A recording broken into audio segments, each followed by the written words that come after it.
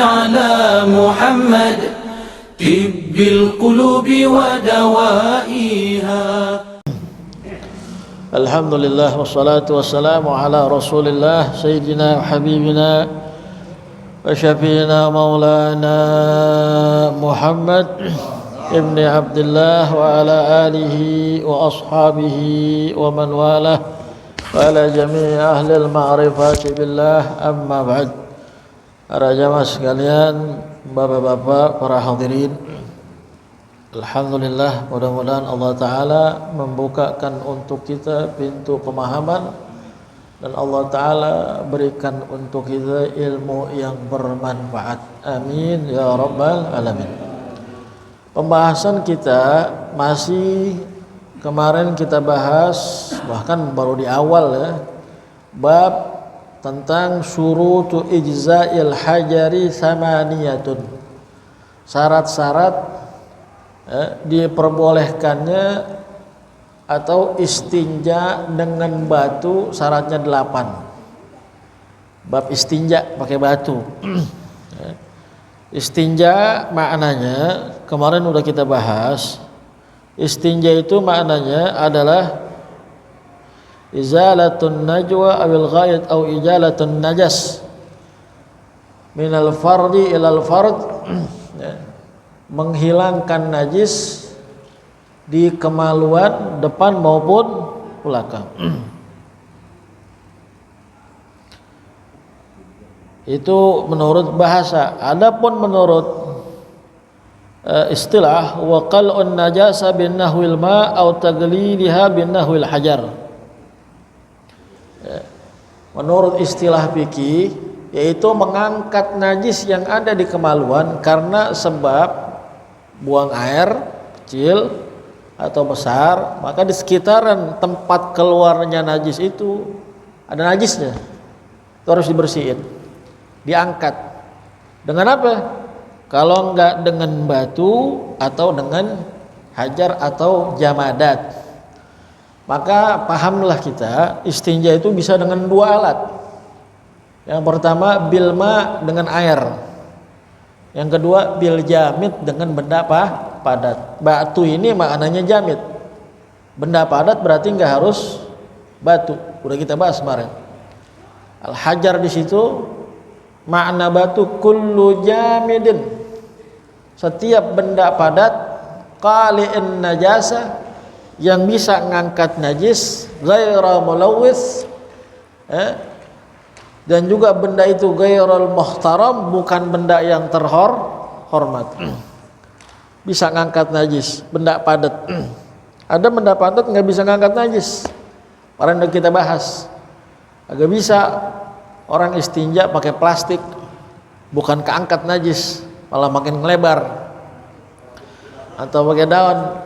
Termasuk tisu basah. Jadi kalau orang mau istinja, anaknya, bayi, yang benar itu bukan pakai tisu basah.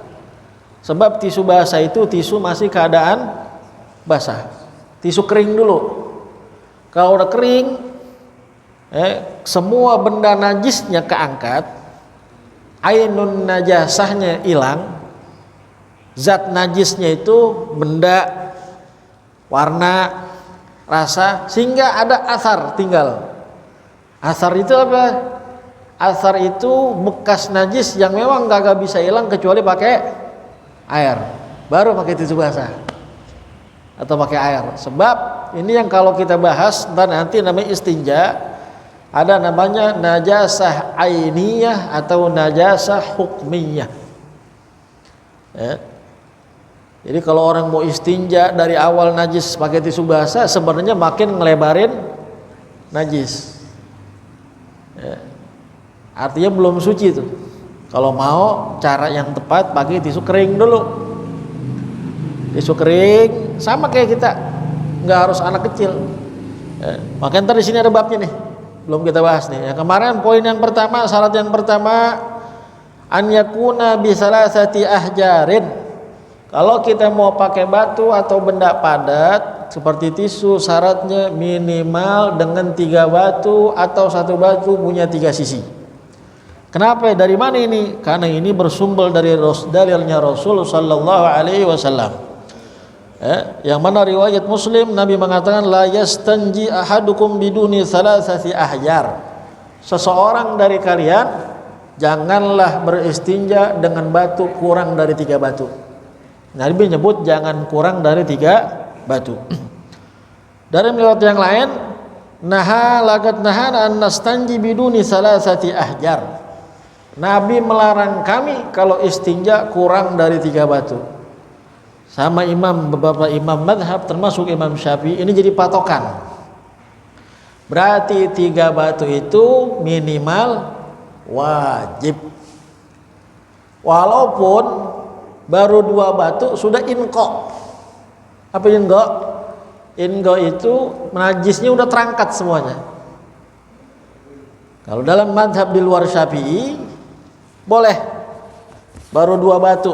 Tapi dalam madhab Syafi'i walaupun 2 batu udah terangkat harus lagi 3. Minimal harus tetap 3. Terkecuali kalau 3 batu justru yang jadi permasalahan, najisnya masih ada. Berarti belum inqa. Maka wajib tambah walaupun jadinya genep 4. Pas 4 batu malah bersih di bilangan genap. Nah, kalau bersihnya di bilangan genap, maka sunnah diwitirkan menjadi 5. Gimana caranya disebutin? Wa yusannul itar in hasalal inqa bisyafa' tuh. Maka disunnahkan diwitirkan kalau umpamanya bisa menghasilkan atau menjadi target mendapatkan benar-benar bersih inqa kalau dengan bilangan genap. 4 nambah dari 3 baru bisa bersih. Maka kalau bersihnya di 4 sunnah tambahan 1, jadi tetap diwitirkan sunnah. Afdal fil kaifiyah an yabda bil awal fi mughanab sabitul lima yudiru galilan. Nah, mulainya yang paling afdal istinja kalau umpama dubur, ini tisu nih. Dubur dari sebelah kanan seret uang. Ambil lagi yang kedua, umpamanya tisu kedua. Ambil, dan sekarang dari sebelah kiri seret putar balik buang. Berapa batu hitungannya udah? Anggap 2. Ambil lagi yang 3. Nah, yang ketiga dari belakang semuanya kenain, lebarin. Seret, berikut lubang sama tempat keluarnya semuanya. Itu dengan cara itu keangkat semuanya. Insyaallah. Hanya tinggal sisanya, bendanya udah hilang. Warnanya udah hilang, hanya tinggal athar. Apa itu asar? Kalau kendus pasti kecium. Kalau kayak bisa hilang kecuali pakai. Makanya saya katakan kemarin menurut hukum fikih orang yang istinja dengan batu itu disebut mustajmir. Kalau dia sholat istinja dengan batu yang sampingnya ceboknya pakai air. Yang sampingnya ceboknya pakai batu. Nah yang cebok pakai batu kakinya nyentuh sama yang istinja pakai air. Maka yang orang istinja pakai air sholatnya batal. Karena dia nyambung kepada sesuatu yang masih ada benda najis. Nah dia istinja pakai air. Kalau pakai air itu nggak boleh ada athar itu. Bekas-bekas itu la yu'fa, tidak dimaaf. Karena air itu semua menghilangkan bekas. Tapi buat orang yang istinja pakai batu, yu'fa an atharihi. Sisanya bekasnya itu yang nggak bisa bila hilang dengan air dimaaf lah. Idzan kalau begitu mana lebih afdol, istinja pakai batu sama pakai air? Pendapat yang mutlak tamat istinja pakai air. Benda najisnya hilang, bekasnya juga hilang. Ada yang mengatakan pakai batu, ada yang mengatakan sunnah jamak bainahuma. Istinja pakai batu juga, istinja juga pakai air. Nah kalau orang pengen ngamalin dua-duanya pasti awalnya gunain apa? Gunain batu atau gunain tisu. Baru kalau tisu udah kelar baru pakai jangan dibalik. Pakai air dulu pakai batu, ledes akhirannya. Udah bersih pakai batu. Betul apa enggak? Salah. Itu poin yang pertama ya. Maka syaratnya apa itu? An yakuna bi salasati ahjarin. dia istinja dengan tiga batu. Kita belum bicara adab masuk kamar mandi, nanti ada belakangan. Ya. Yang kedua, wasaniha an yunqiyal mahalla bihaitsu la yabqa illa atharun la yuzilu illa al-ma' aw sigaril khizb.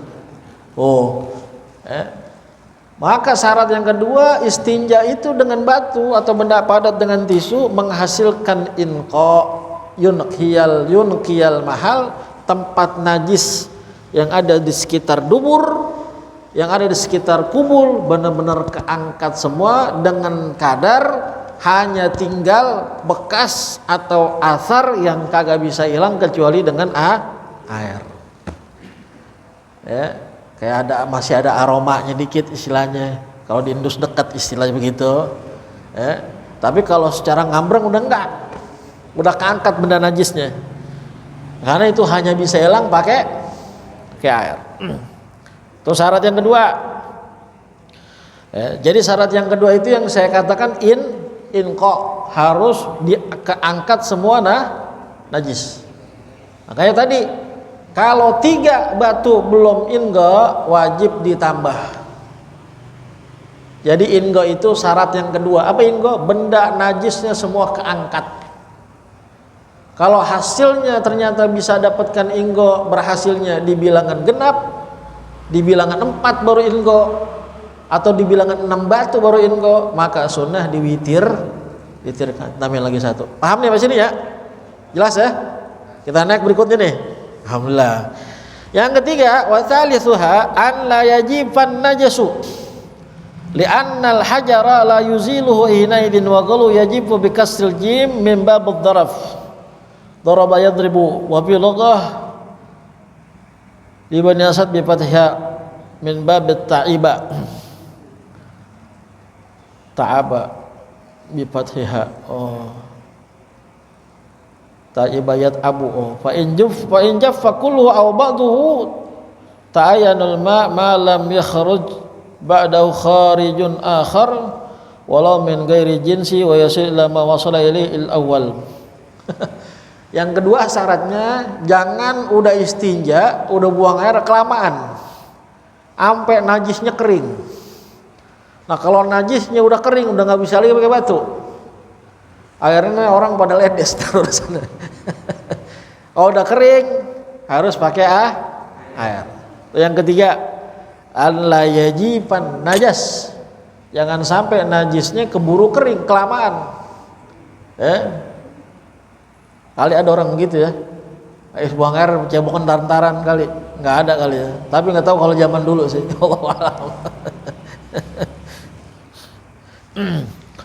Warabi'uha an la yantagilla anil mahli alladhi asabahu indal khurut wastagharra fi fa in kana muntagila muttasilan ta'ayyana al-ma' fil jami' al-munfasilan ta'ayyana fil muntagal faqat wa syarat aidan la yataghatta.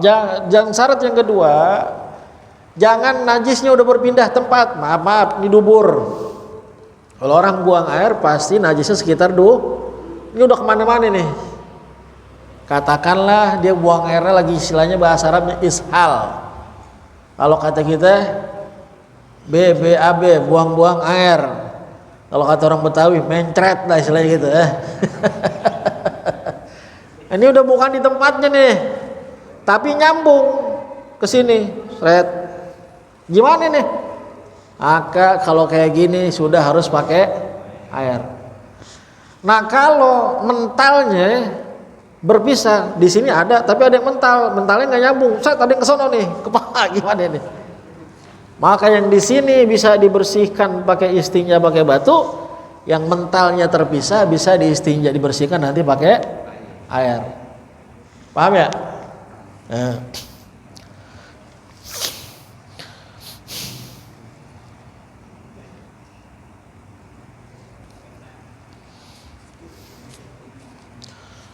Wa khamisuha an la yatra'a alaihi akharun. Yang kelima syaratnya, tidak terkena benda atau zat lain kepada najisnya. Umpamanya ceboknya kelamaan, istinjanya kelamaan, ay najisun mutlaqan au tahirur rutub ghairal araq, amma huwa wa kadha tahirul jaf ka hasatin fala yadur, wa in tara alaihi najasun sawa'an kana ratban aw jafan aw tahiru ratbin walau min rasyasil kharij ta'ayyan al-ma' li anna mawridun nasil kharij wal ajnabi laysa fi ma'na. Jangan sampai tempat najisnya ini bercampur sama benda najis lain.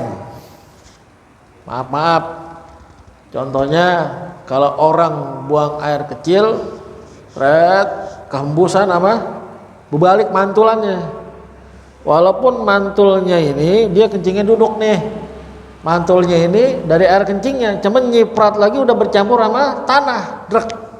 Sekarang yang di sekitaran zakarnya dia ini bukan air kencing lagi, udah ada bebalikan dari cipratan kencing yang bercampur, ada benda lain nyampur.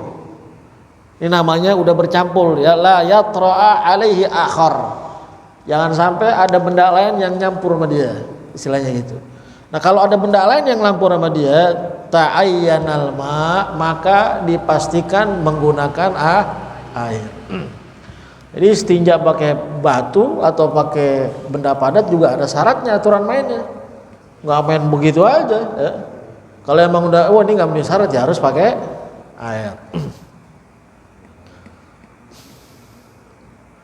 Wasadi suha, yang keenam, an la yujawiza safhatahu au ay janiba duburi aw fil ghaid wa hiya ma yanzim bil aw bil alayain indal qiyam.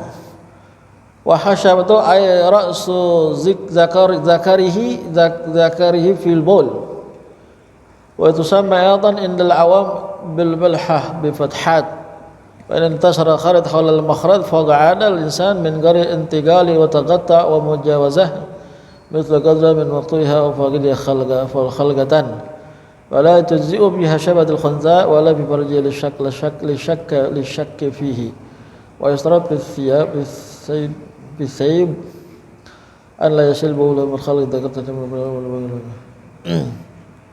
Ya, syarat yang keenam, an la yujawiza sabhatahu wa hasyabatahu.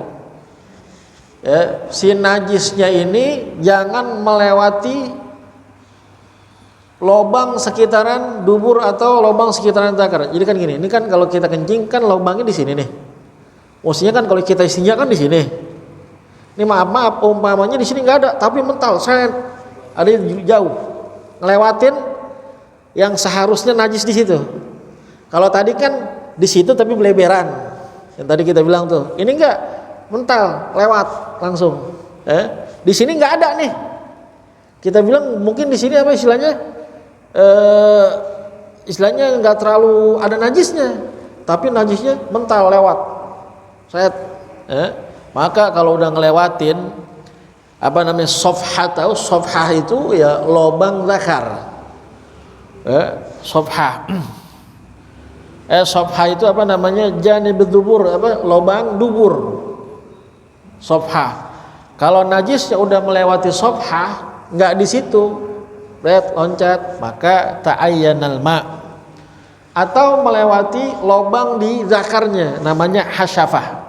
Sama, itu juga ta'ayyanal ma.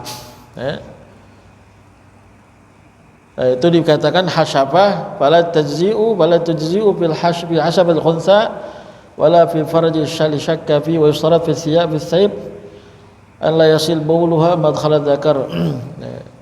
Jadi detailnya perempuan berbeda.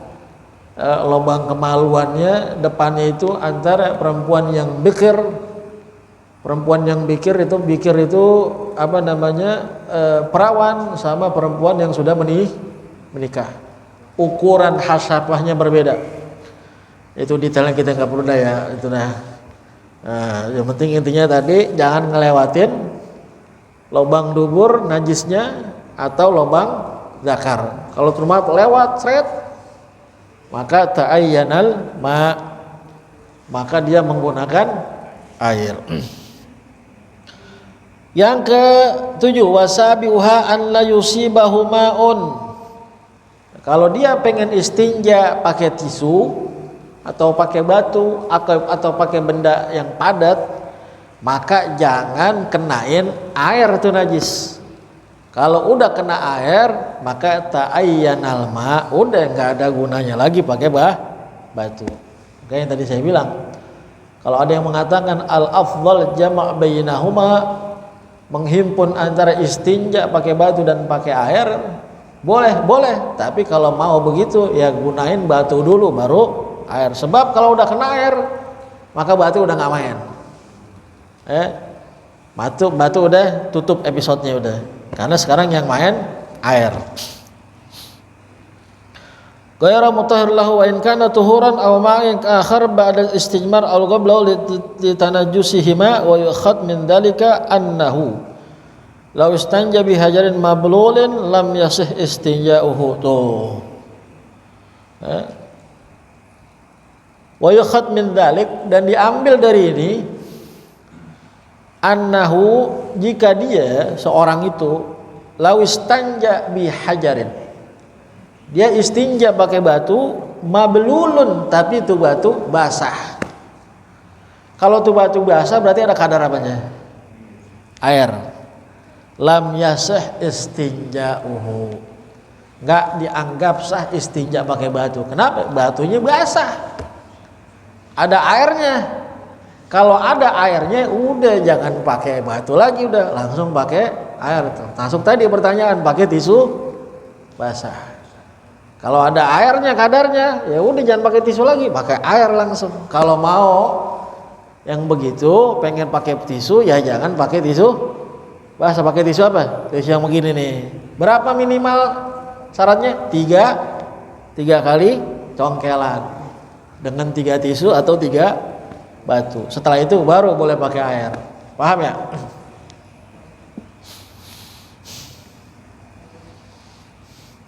Jadi kalau anak bayi kita cebokin, bersih tuh pakai 3 tisu atau pakai 4 tisu bersih. Tisunya tisu kering. Nah begitu 4 tisu udah bersih, kita sunnah tambahin 1 lagi jadi 5 tisu. Apa harus lagi pakai air? Nggak perlu. Berarti anak bayi ini dianggap mustajmir, seorang yang istinja dengan batu. Sudah bersih. Asar-asarnya yang memang tidak bisa hilang kalau kecuali pakai air itu dima'fu. Kalau orang yang istinja tanpa air, kayak kita orang gede tadi, paham ya? Wa thaminuha an takuna al-ahjaru tahirah. Syarat yang ke-8, dan sepatutnya menjadikan batu-batu yang buat istinja itu batu yang suci. Wala yujzul istinja'u bihajarin mutanajjis, maka tidak sah seseorang istinja pakai batu yang sudah dipakai istinja. Batu udah pada najisnya, habis dipakai cebok, boleh kita pakai cebok lagi nggak? Nggak boleh. Berarti itu batu mutanajjis. Kalau batunya udah dicuci, gimana? Cuci, keringin. Ya, jadi ada orang mungkin punya ada batu nih batu enak nih kayaknya nih, pegangan gue nih kata. Nggak terlalu halus, nggak terlalu kasar. Kalau dia istinja pakai itu enak nih, cocok dia. Kelar dipakai, dicuci, dikeringin, pakai lagi, boleh gak? Boleh. Kalau begitu dicuci sudah tidak mutanajis. Atau tuh batu sendiri aslinya barang najis. Maaf. Tai kebo, kering dianggap batu. Wah ini bisa juga nih kayak batu kali ini. Gimana mungkin orang istinja dari najis menggunakan najis? Sama istilahnya nggak mungkin orang bisa berwudu pakai air kencing. Syaratnya batu itu harus suci. Wa alam anna kullu ma huwa mugisu al hajar haqiqi wa huwa wa ma idza wujidatil buyutil arba'ah wa yusamma hajaran syar'iyyan yajuzul istinja'u bihi. Nah, Akhirnya Syekh Nawawi Banten dikasih tambahan. Ketahuilah, maka diperbolehkan kita menggunakan dikiaskan istinja dengan batu yang secara hakiki, benda batu yang kita lihat. Boleh juga menggunakan batu tapi maknanya secara syar'an dianggap batu, maksudnya benda padat, tisu segala macam, dengan 4 aturan main atau 4 syarat. Yang pertama, al-awwal an yakuna tahiran, benda itu yang penting suci. Apa aja benda suci udah memenuhi syarat 1, bisa nanti dianggap seperti batu secara syar'i. Yang kedua, an yakuna jamidan, benda itu benda padat. Walau istanja bi ratbin min hajar al ghairi kama il warat wal khal lam yujzi'uhu. Kalau misalkan bendanya itu basah, tidak dianggap benda padat karena ada airnya. Apalagi barangnya, bendanya berzat cair. Yang kedua, gayitnya, poinnya bisa dianggap batu. Syarat yang kedua itu juga benda padat. Yang ketiga, wasalisu an yakuna qali'an lin najasa munashifan. Syaratnya benda itu bisa ngangkat najis seperti anduk nyerap, najis itu keangkat. Munashif. Munashif itu kayak kita nih mandi, badan kita basah tuh, kita lap. Alat yang biasa kita buat ngelap itu apa namanya? Anduk. Cair, benda-benda basah-basahnya kalau pakai anduk keserap nggak? Keserap. Makanya dalam bahasa Arab anduk itu disebut minsyaf, buat nyerapin basahan. Intinya syaratnya itu yang ketiga, qali'an munasyifan. Fala yajzi'u zujat, maka tidak diperbolehkan meskipun dia suci, meskipun benda padat, istinja pakai benda yang terbuat dari dasar kaca. Kaca kira-kira ngangkat atau licin? Akhirnya bukan keangkat tuh najis, malah kemana-mana. Kacanya main perosotan jadi seret. Betul bang agak? Atau wal qasabul amlas, atau batang yang halus, qasab, pipa. Qasab itu dipanggil batang kayak apa itu, bambu, kulit bambunya kira-kira licin nggak bambu? Licin.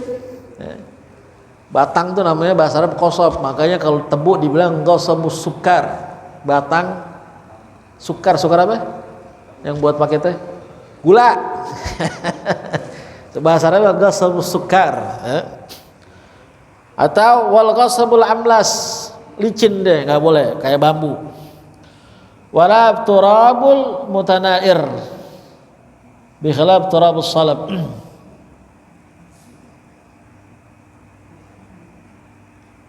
Ya, jadi jangan sampai benda yang licin, apalagi plastik. Itu yang ketiga. Yang keempat, an yakuna ghaira muhtaram. Syarat yang keempat lagi, benda tersebut bukan benda yang terhormat. Makanan manusia, makanan hewan, termasuk makanan bangsa jin. Maka di sini disebutkan dalam sebuah riwayat Rasulullah sallallahu alaihi wasallam. Rawi Darqutni anna Nabi sallallahu alaihi wasallam naha an nastanji birrawth aw 'adhamin wa qala innahuma la yutahhiran.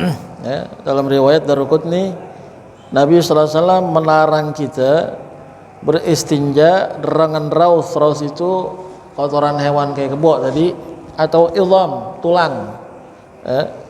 Kenapa? Wa qala innahuma la yutahhiran, karena tulang dan kotoran hewan tadi yang kering itu bukan barang yang suci. Dalam riwayat yang lain, ruya Muslim wa Ahmad an Ibnu Mas'ud la tastanju birrawth wal 'idham wa innahuma zadu ikhwanikum minal jin. Jangan kalian istinja menggunakan tulang, karena tulang itu adalah perbekalan makanan saudara kalian dari kalangan jin. Jadi jin Nusaybin dulu ketika masuk Islam kepada Rasulullah SAW, yang ada ceritanya dalam surah Jin, akhirnya dia minta sama Nabi SAW, maka buat kita ini yang orang Muslim ya Rasulullah, kira-kira makanan yang pantas buat kita apa nih? Akhirnya Nabi minta biar dijadikan yang lebih terhormat buat jin itu makanan mereka adalah tulang. Makanya kita kalau makan tulang sop, kita buang tulangnya, kita lempar tulang itu, ucapin dengan Bismillah. Nanti jin yang tidak muslim nggak bisa ngambil. Yang hanya bisa ngambil buat makan hanya saudara-saudara kita jin dari kalangan kaum muslimin. Adapun orang kalangan mungkin makhluk jin di luar kaum muslimin sebelumnya atau yang nggak beriman, mungkin cara makannya macam-macam. Ada yang katanya cara makannya makanin darah kotor manusia bersemayam di tubuh orang sekian tahun. Ada bagaimana? Nggak ngerti dah tuh. Itu orang yang tahu tentang itu. Ada yang makan kotoran, rauh. Tapi jin muslim dimuliakan nama Rasul, akhirnya mereka dijadikan buat makan mereka adalah tulang. Nggak boleh, kenapa? Karena makanan manusia dipakai buat istinja, nggak boleh, haram, benda terhormat. Apalagi benda-benda yang terhormat kaitannya berkaitan dengan agama. Na'udzubillah. Kertas ada nama Allahnya, wal'iyadzubillah. Kertas ada tulisan hadis Rasulullahnya, na'udzubillah. Kertas yang berkaitan dengan ilmu syariat, nggak boleh, haram. Karena ini dalam bab menghilangkan, membersihkan najis. Silakan pakai benda yang suci, tapi jangan benda yang terhormat dalam segi agama atau terhormat sebagai makanan manusia, bahkan makanan bangsa jin. Itu aturan mainnya, ajaran daripada baginda besar Nabi Muhammad SAW baraka alaihi wa ala alihi. Insyaallah besok kita bahas adab-adabnya. Jadi sampai sini paham dah nih. Kalau umpamanya nanti ada bapak-bapak yang lagi pengen jalan-jalan ke Eropa, mudah-mudahan pada ke Eropa, insyaallah kali aja jalan-jalan ke Eropa. Ada yang jalan-jalan ke Amerika atau umrah atau haji, tiba-tiba kencing atau buang air di pesawat. Gimana ceboknya? Kagak ada air, adanya tisu. Boleh gak? Kan udah belajar. Praktekin deh. Udah belajar, siapin dulu tisunya. Berapa lembar? Jangan 3 lembar, antisipasi takutnya kurang. Siapin 5. Gitu. Ada air di wastafel, di toilet pesawat tuh ada, cuman di wastafel otomatis kalau bapak kayak buang air, cebok kagak bakal bisa dah. Air di atas. Kalau wudu masih bisa. Bab saya sendiri kalau wudu masih bisa ngakalin, masih bisa ada kalau wudu. Cuman kalau kayak mungkin buang air kecil, buang air besar ya mungkin kalau pelan-pelan bisa juga sih. Cuman kadang-kadang kalau kitanya itu air kan kalau basah gitu ngeri juga. Apa sih bahaya buat mesin pesawat. Jadi kalau misalkan mau menggunakan tisu, tadi kita udah belajar, minimal berapa? 3. Kalau nggak bisa 3, 4. Kalau 4 biar berbesi, diwitirkan 5. Siapin dah 5 helai buat jaga-jaga. Nah, kalau wudu bisa ada gelas, buka tuh toilet atau apa sih namanya kloset, ambil gelas. Jadi kan kalau kita mau minum di pesawat di bagian air minum itu suka sama gelas, simpannya gelas di plastik, simpan di depan kursi kita. Nanti kalau kita mau kamar mandi bawa tuh gelas, kantongin. Kalau buat cebok kencing juga mungkin bisa. Kan kalau gitu kan berarti kita di dalam harus buka bawah semua, jadi nggak kerepotan. Udah bisa ambil wastafel. Tuang, set, ratain muka, yang wajib aja, bisa gak? Bisa. Ambil lagi wastafel tinggi, jangan sampai jadi mustamal, tuangin seret, ratain. Tuangin yang kiri, ratain. Ambil lagi wastafel, tuang, pala, rata. Ambil lagi wastafel, tuangin kaki kanan, kiri, kelar gak wudu? Kelar.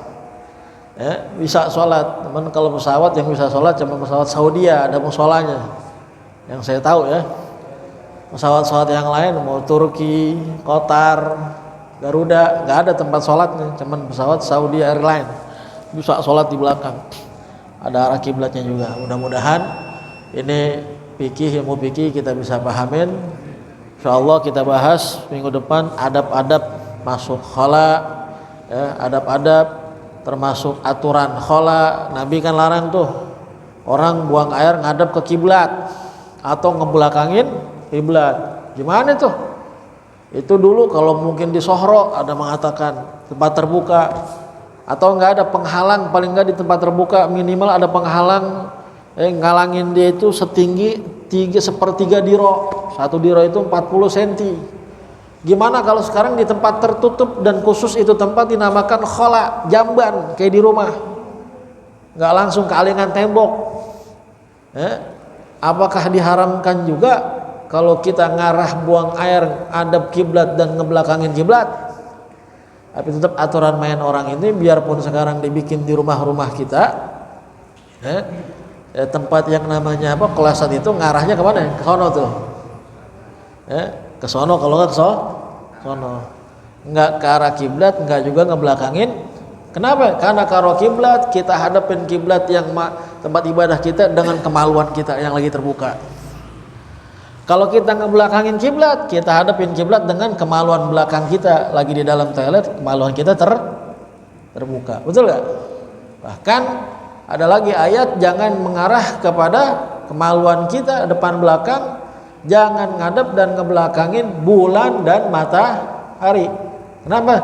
Karena matahari dan bulan adalah tanda-tanda kebesaran Allah. Itu terada aturan mainnya. Terus Nabi SAW kalau masuk khala cincinnya dicopot, karena Nabi cincinnya ada cincin pas tapi batunya, ada cincin nggak ada batunya tapi berupa stempel yang sering dipakai sama Rasul. Stempelnya tulisannya Muhammad Allah, Muhammad Rasul, Muhammad Rasulullah. Mukjizatnya Nabi itu stempel. Ini kalau kita gini ini tulisannya Allah, Muhammad Rasul. Kalau kita stempel mestinya terbalik ya tulisannya. Terbalik. Mukjizatnya Nabi itu kita baca begini benar, tapi begitu stempel nggak terbalik. Stempel punyanya Rasul sallallahu alaihi wasallam. Nah, karena ada nama Allah, pas masuk kamar mandi dilepas sama Rasul. Tuh adab-adabnya lagi, jangan kita bawa asma Allah, asma Rasul, segala macam. Gimana Ustadz kalau sekarang kepepet? Saya kan disuruh ada faidah nulis bismillah pada saat malam pertama bulan Muharram 113. Begitu lagi jalan-jalan di tempat keramaian, contoh di pasar sendiri, kalau aneh titipin dompet aneh sama orang ada tulisan bismillahnya, lah dompet aneh dibawa kabur, gimana nih?